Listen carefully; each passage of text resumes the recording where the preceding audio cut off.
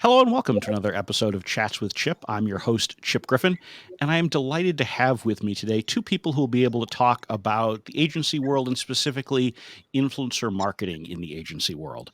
Jess Phillips, the founder and CEO of The Social Standard, and Dylan Conroy, the CRO of The Social Standard, are here with me today. Welcome to the show.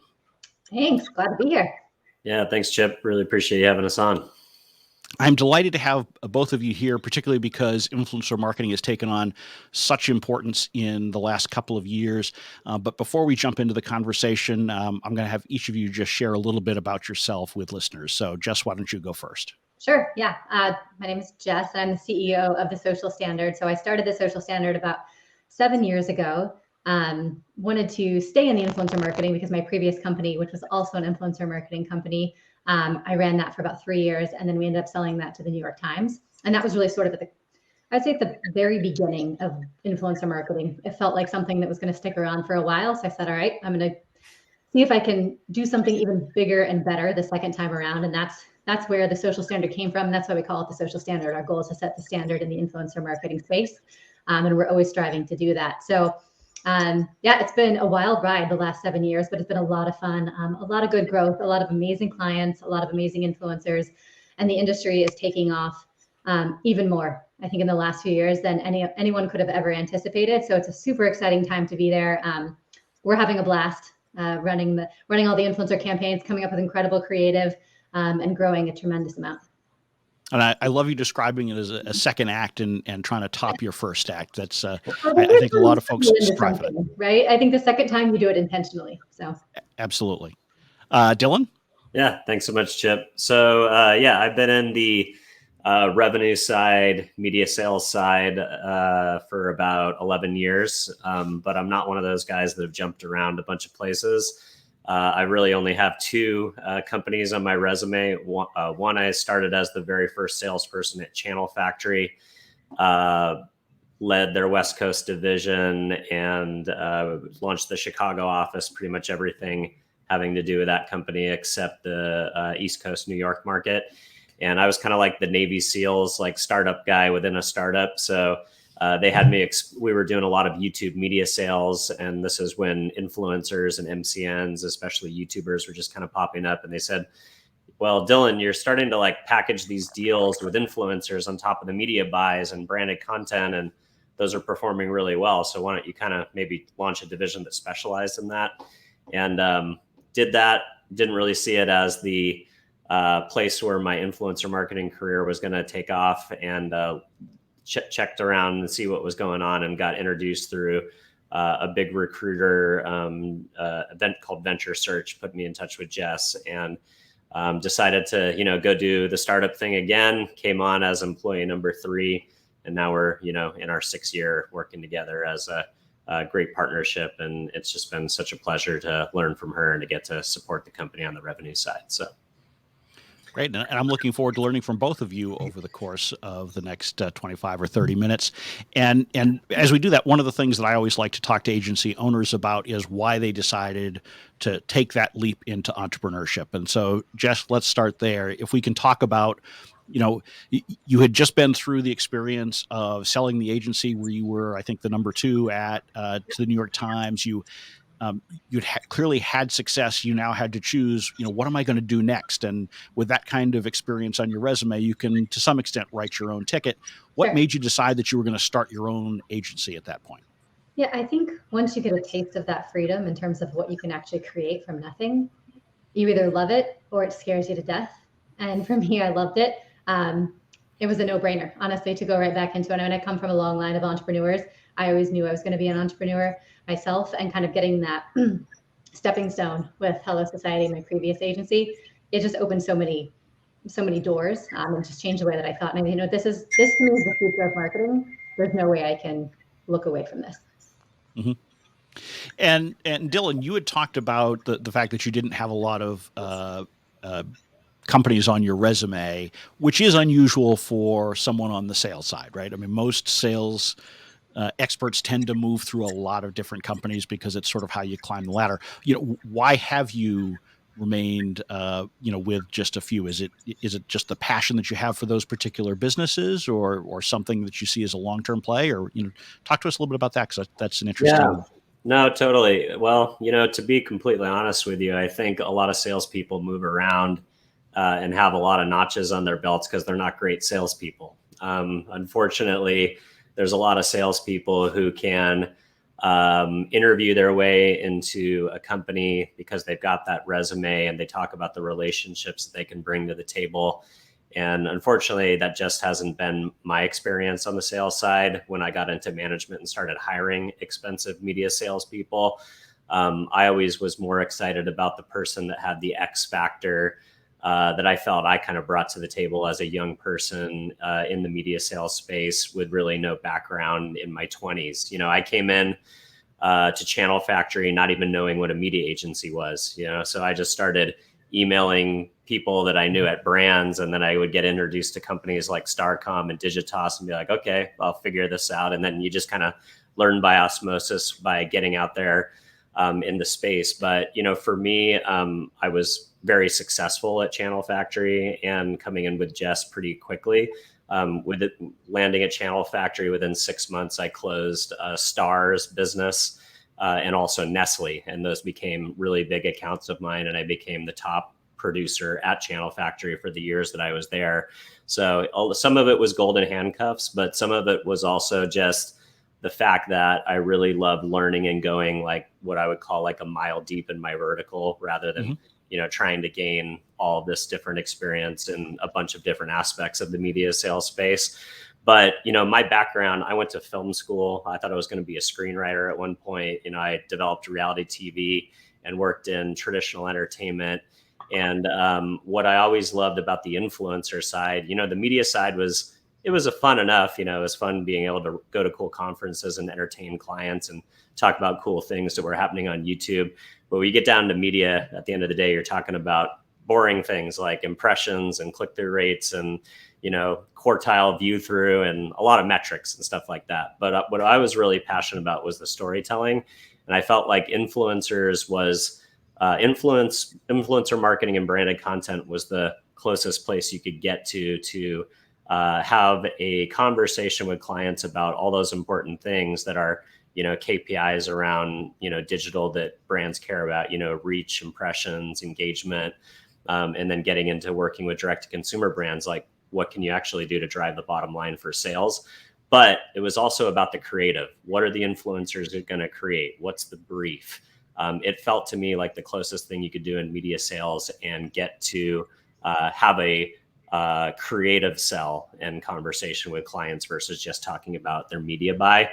And so I working at Channel Factory, Tony Chen is an amazing person. I started working for him when he was 19 years old. So he had just graduated, couldn't even go to a bar. He had just graduated college. And, a lot of people have graduated from the school of Tony Chen. There's a lot of companies out there like Strike Social and Nom and Video Amp that all spun out of Channel Factory. But there's a culture that, kind of drove people to want to get out and go do their own thing. When I started working with Jess, it was just a night and day component from culture. The culture has been so good. And I think that's, we work hard, we play hard, we get our work done, but it's also about, life balance and staying well mentally, like we know we work in the agency space, but I always found it fascinating that Jess left private equity to come over to the influencer marketing world or the agency world for quality of life. And you don't usually hear anybody coming to our industry for quality of life. That's true. But yeah, culture is, I think, more important than ever, especially in the day of, COVID and remote work and all these new things that we're dealing with. So yeah, I've had some interesting offers from time to time, but I've never found a reason compelling enough to leave what I started with Jess. And, we have a vision of what we want to do. Whether that's an exit or, creating a long-term business, and I'm in it to win it. And I just like, I'm very loyal, I guess, to a fault. So. Excellent. That's great. So Jess, let's talk about influencer marketing a little bit. And you mentioned that you had gotten in early on at least the trend as it is crafted today. First, I'm curious, how is influencer marketing today different than celebrity endorsements and some of the things that, those of us old timers might think about in terms of, what we did, 20, 30 years ago? Yeah, well, it's interesting that you bring up that sort of parallel, because when you're in a space that is new and growing, I always say, like, how do I explain this to my mother or my grandmother, what I do? And anytime people don't understand influencer marketing, I say, look, it's, Michael Jordan and the Sprite commercial. That's what we're doing.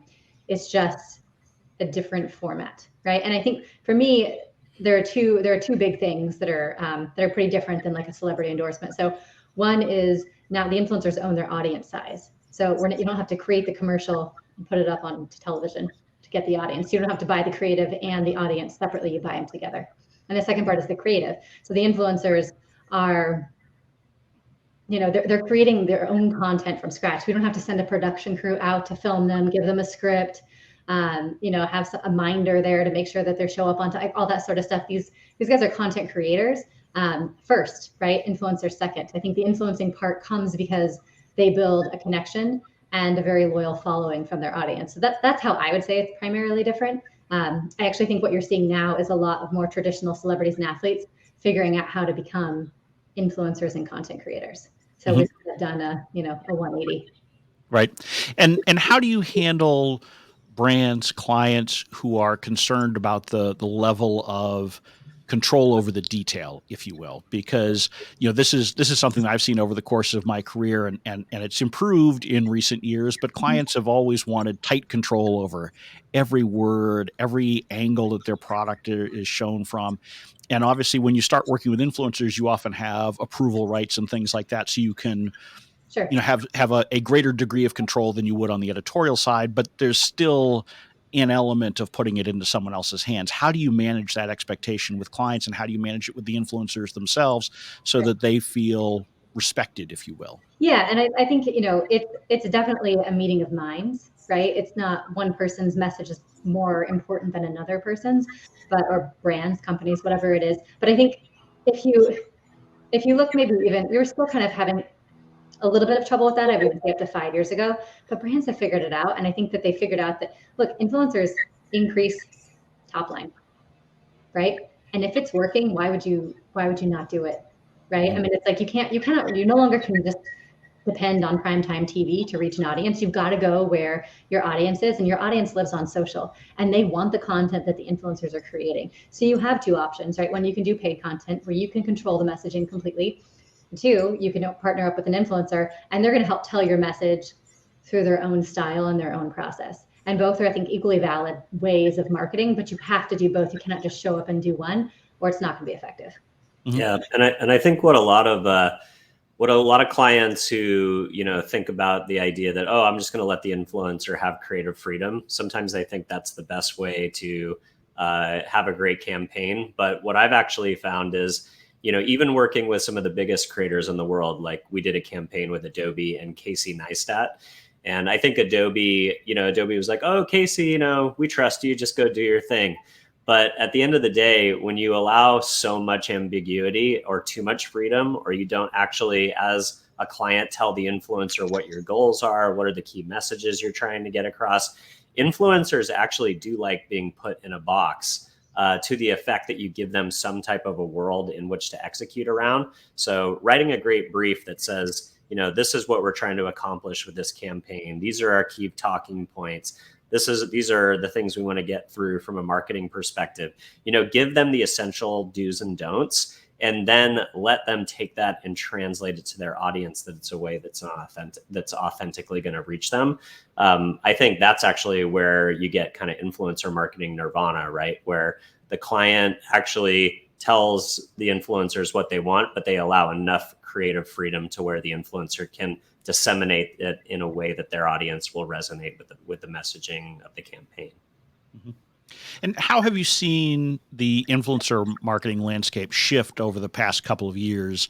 I know from my own experience in consulting with a lot of agencies, particularly those that were focused largely on events, a lot of them have pivoted to some degree towards influencer marketing, because if you can't get together in person, this is another way to do some of the same kinds of things in some ways. But is that something that you've seen generally? Is it, and is it staying, or, as people start to get to more in-person things, do we shift back away from that? Or I don't know. I'm curious what your take is on the landscape.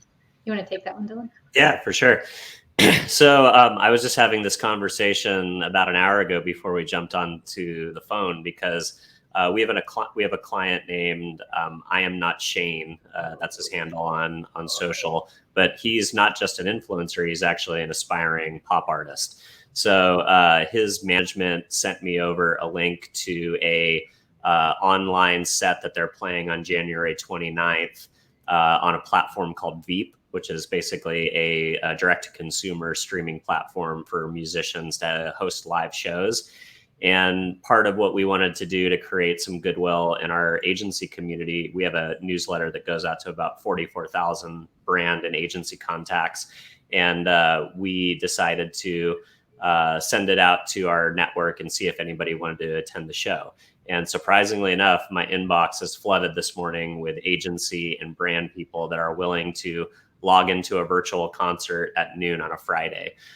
So I agree with you. I think, events, or what I would call, scheduled activations where they happen live in a place and time, whether that's happening in the real world or whether that's happening in the virtual world, whether it's, happening in the metaverse on games like Fortnite or Roblox. I think there is a huge demand for consumers to want to kind of tune into things on an appointment scale to kind of create community. But I agree with you. We were very bullish as an agency wanting to come back to experiential during kind of the first decline of COVID. Obviously, this most recent surge with Omicron has made a lot of things challenging. We had activations planned at Sundance Film Festival this year that didn't happen. CES looked a little bit like a graveyard this year, or, when you saw the pictures, it was like, wow, there's nobody there. But a lot of people tuning in on social, and a lot of people tuning into the live streams of what was happening at CES. So I think, in a little bit of a long answer to your question, I think event marketing or appointment viewing or live streaming at a certain time and leveraging influencers to get the word out or to be your featured talent, I think there's still I think behaviors that change towards virtual are here to stay. And even when COVID is no longer a concern, I think the behavior has already been engraved into our culture that, people want to have the flexibility of doing things in the virtual world and in the real world. So I think it's a staying trend that's going to be around for a while. Mm-hmm. Yep. And the influencers that your clients are working with, are you seeing a concentration on particular platforms? Is it really spread out and dependent upon, who the brand is trying to reach? Talk to me a little bit about what you're seeing from a landscape, from a platform standpoint, and the kinds of influencers that are most in demand today.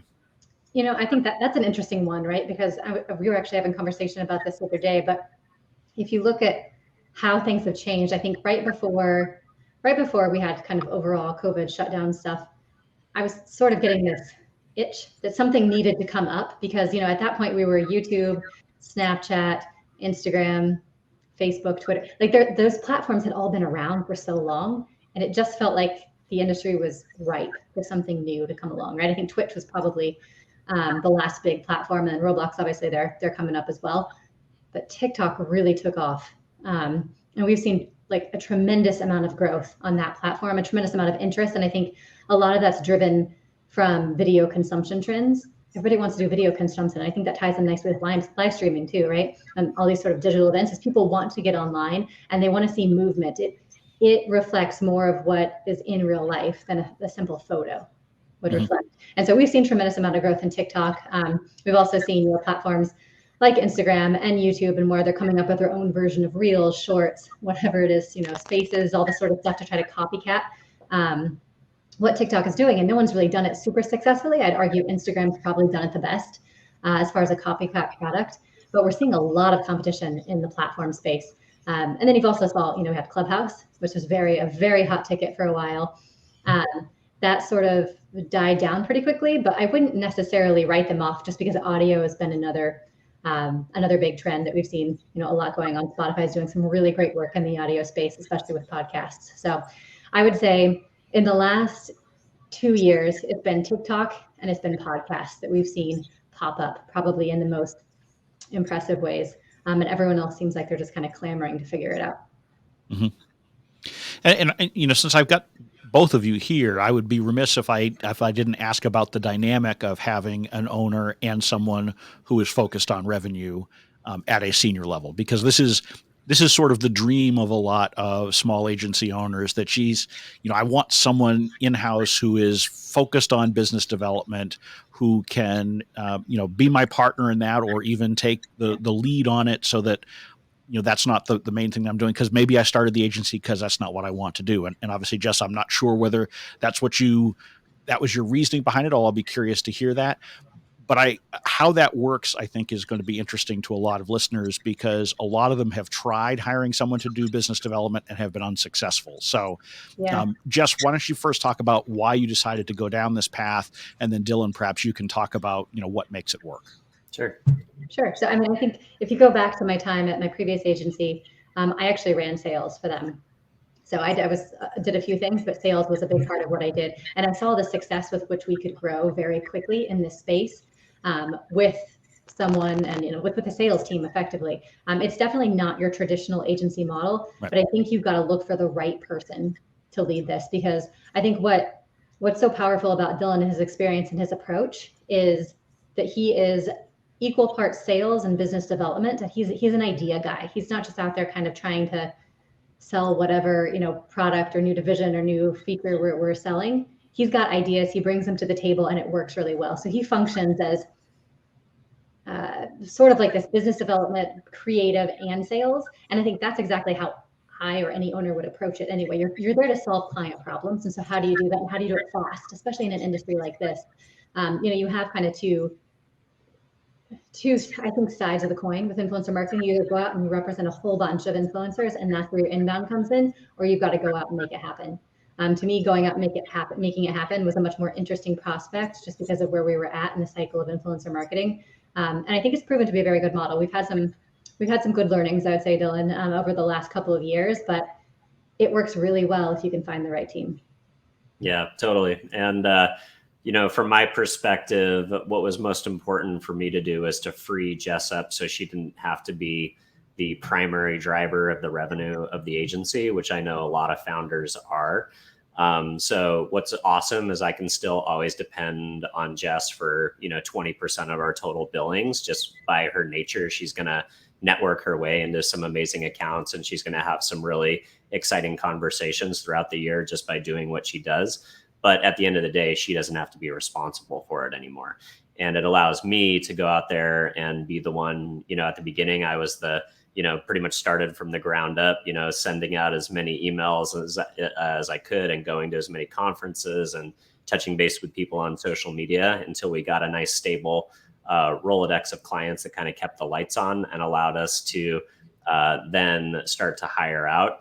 We did kind of go the traditional, I would say, like multi-channel network influencer marketing platform play, and try and build out a media sales team originally, kind of going maybe the direction of some of the platforms or some of the influencer marketing networks.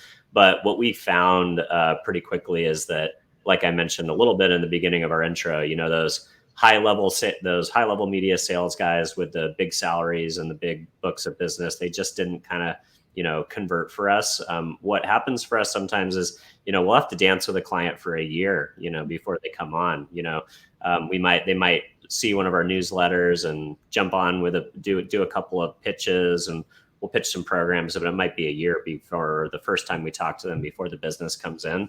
So what we've specialized in building our sales team under me is that I'm really the only senior person on the team, and a lot of our sales team is junior folks. So folks that are coming in 1 to 2 years of experience, either in sales or marketing.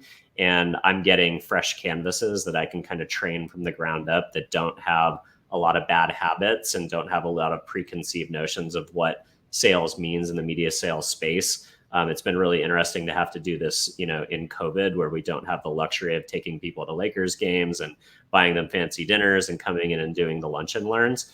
So what I found is for the very first time, our agency has had to actually drink our own Kool-Aid.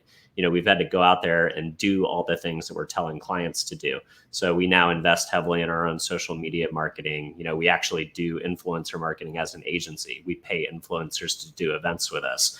We buy media. We spend, I would say, high 5 to 6 figures on media to try to drive inbound.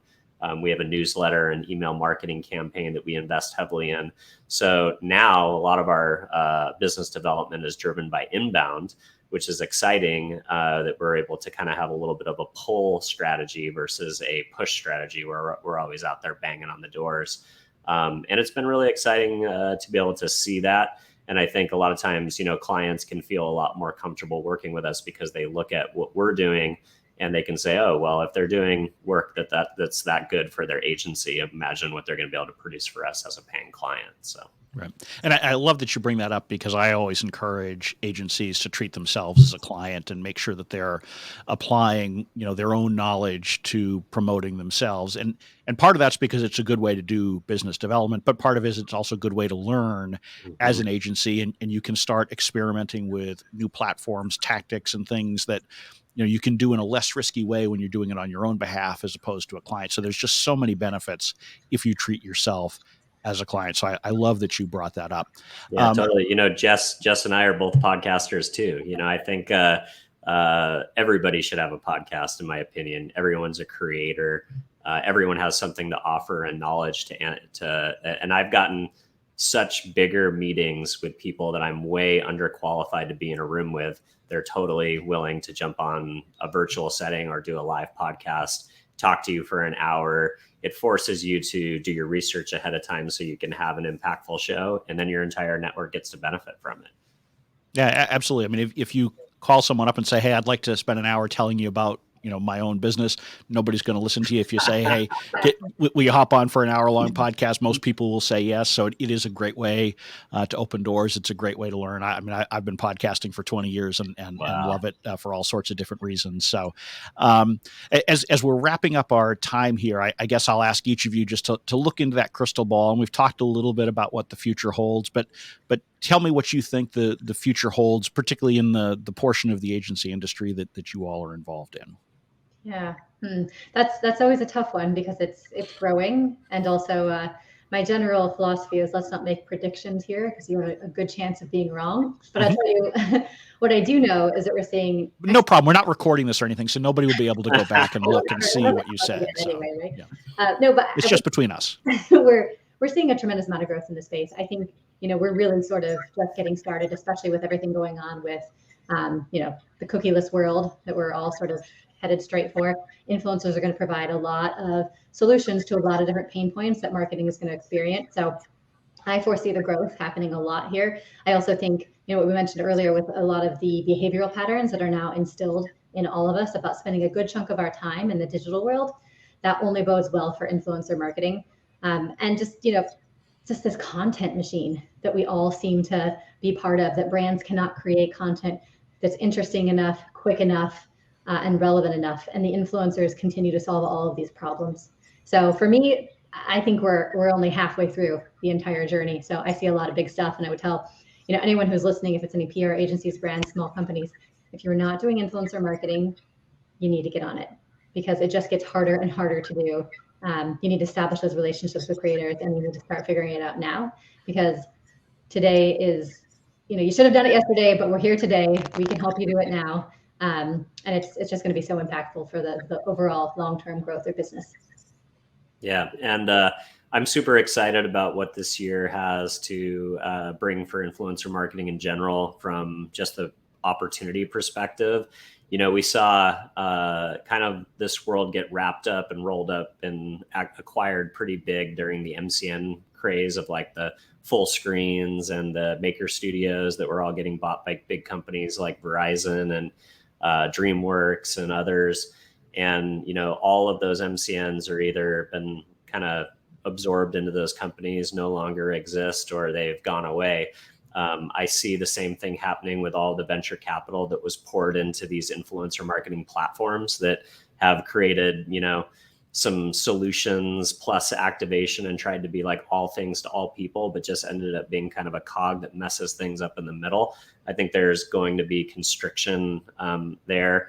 And you just don't see a lot of exits happening in that space. So I think there's going to be a lot of opportunities for companies like ours that have focused on creative talent and some of the more less technical components, but also have invested in great partnerships with the SaaS companies that do only provide the pipes for influencer marketing. So we like to call ourselves tech agnostic. We have great relationships with companies like Grin, if you are a direct-to-consumer company with a Shopify account, or if you're a Fortune 500 company, you need a great influencer marketing CRM. Creator IQ is a great solution, and we're certified and we work with all those guys.